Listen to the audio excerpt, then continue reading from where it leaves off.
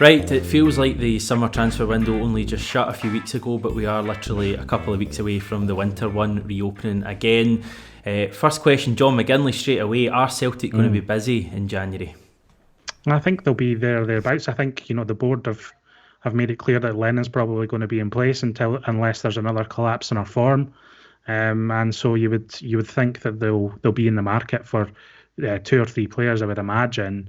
It's a difficult transfer window, as everyone knows, but I think there's a few positions in the team that even looking at it objectively, not even taking into account performances, just in terms of sheer personnel and numbers and backup, there's a few positions in the team that I think need strengthened. Which are? Well, I've got here the right back position I think we need, and I think we need a couple of wingers. And there's a question mark about the goalkeeper as well. Jackie, you're obviously a former fullback and defender. Hatem Abdelhamid, has kind of intimated that he might be returning home to Israel because he's a bit homesick. And Frimpong, as you noted in the previous video, has been playing further forward. Is that a position you think needs strengthened? And or do you think maybe Ayer can just take up that mantle? No, I think it's a position that it could do with strengthening, just in case injuries, suspensions. Put Ayer back into centre half for a game. And it's a lot to ask for Frimpong in his sort of second season, if you like. El Hamid, as I said, I thought he looked good when he first came into the team. And he's I think stated there that he's finding it difficult with his family, and I think sometimes we forget that. These guys are there. If you're not with your wife and kids, it can take its toll, and the first things suffer sometimes is your form as well, the mentality, and so that's the case. Then that's a position that I think we'll need to strengthen, and obviously talking about Forrest, we're still missing Forrest. Yeah, maybe a bit of width, a bit more width in the team. It was good to see Mikey Johnson come back in yesterday. It might take him a little bit of time to get back up to the levels that he was at before his injury. So I think that's 2 positions. Goalkeeper, we've got 3 goalkeepers at the moment, and we're going with which every day at the start of the season would have probably been the 3rd choice, and Hazard, but he's got the gloves at the now and the jersey at the moment, and it's his to kind of lose, if you like. Hamish, what do you make of the El Hamid situation? I quite, people have kind of said, people don't like seeing a player say that he's unhappy at the club. But for me, I'm saying fair play. He's tapping out and saying that he's maybe not up for what we need at the moment. I'd appreciate a player doing that and holding their hand up and saying this isn't for me right now, rather than struggle on and play poorly for the next few months. Yeah, the main thing for me is that we get, a good replacement in for him if he does go. It's crazy because we've gone from right back probably being one of the strongest areas of the team last year. Remember, we had Moritz Bauer on loan, and he just a decent enough player from, I think he was an Austria international who just couldn't even get in the matchday squads. And now we're looking at, being down to potentially one right back who maybe has more flaws than we realised last season. Maybe that's harsh, I don't know. Goalkeeper as well. Last year we had probably 3 really good keepers in terms of Forster, Gordon and Scott Bain, and now that's just a massive problem area for us. So it's crazy how things turn around. The whole right side of the team at the moment is a bit untidy for me. Frimpong, I'm not convinced what his best position is at the moment, and I'm not sure whether it is coming from deeper as a fullback or whether he is better suited, with his stature and his pace as being an attacker. I saw certain things in the game on Sunday that told me that he maybe isn't as much of a right winger as I thought he could be, but then equally he's not a defender. He's not a defender to me, so he's a weird one, Frimpong. And you've got Christopher Ayer playing at right back at the moment. Yeah, he's doing okay, but is that a long-term solution we want to see? I don't think so. So it's a bit untidy, that, for me. I don't know the best way of sorting that, other than I think getting James Forrest back's a big thing, and maybe signing a right back as well. If we talk about the goalkeepers then, Jackie, what's the thoughts there? Because it's kind of, I think Lennon was quoted as saying that it's anyone's game at the moment with regards to Bain, Barkas and Hazard. Do you think that with the big Fraser Forster rumours lingering again that he's the kind of player we should bring back, or have we got enough there to cover us? It should be enough to cover us, but I think seen so far this season, it's kind of scratching the head to see who's the number one. I think last year we knew, as you said, we had Craig Gordon, but Forster was number one. We all knew he was the first pick, and Neil would give other ones game time at certain cup competitions or whatever. But just now, he can't afford that luxury. He's looking around to see who he can, again, I keep saying it, who he can trust. What goalkeeper can he trust just now, or what one does he trust? And it seems to be Hazard at the moment. It's to say that he's looking to see if he can handle it and keep that jersey. Whether or not he decides to push out and get Forster back in January, it'd be interesting to see. But then you would think there'd be a goalkeeper departing at that time. Yeah. I mean, I think, the club should think very, very carefully about how they handle the goalkeeping situation. And I don't want to make excuses for Bacchus because I don't think he's been good enough so far.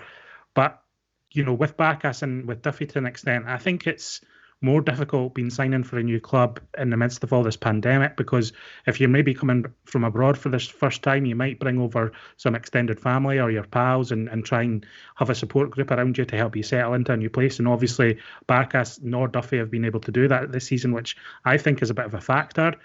So I would be hesitant to rush out and buy another goalkeeper when we've got Bacchus there, and he might still come good in the end. But it's a difficult one, and I think you're right. I mean, for me, Hazard got the jersey right now because he's the one playing with a bit of confidence. But we'll just need to wait and see how it pans out. Hamish, what's your thoughts on the goalies?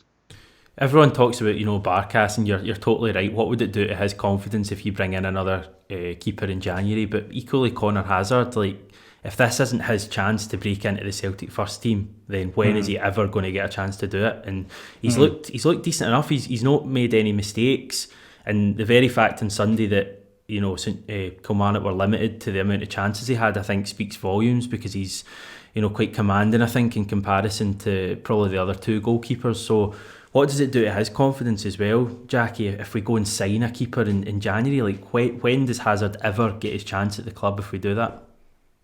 Yeah, I think if that was the case, he's probably looking to get out on loan, like he's been. I think that's helped him in the past. He's gone out and played games.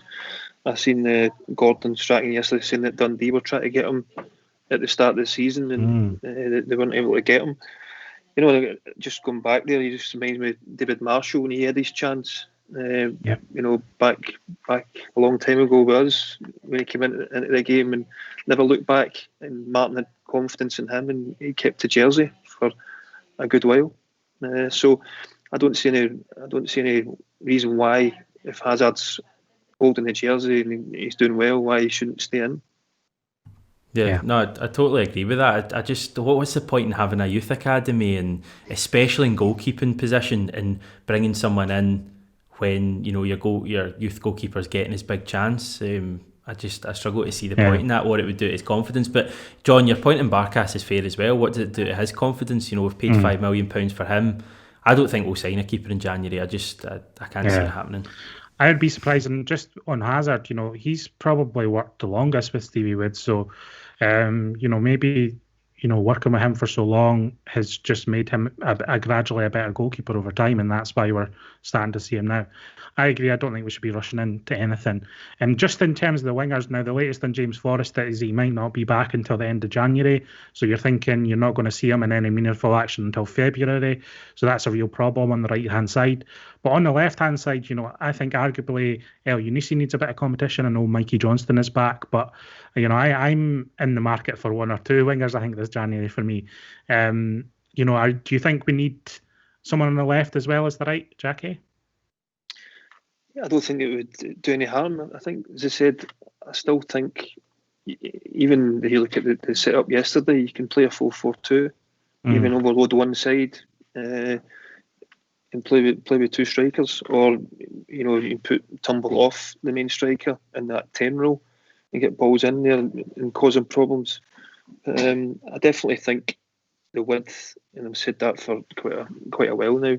Really missed Forrest, especially down that right hand side. Elyounoussi, I think you see he gets his goal yesterday coming inside. That's his strength. He doesn't really get to the byline, so that's kind of left for the left back, where it be Laxalt or Taylor to get forward in the last bit. So I think it's a position that it could really do with strengthening either side. Mm-hmm.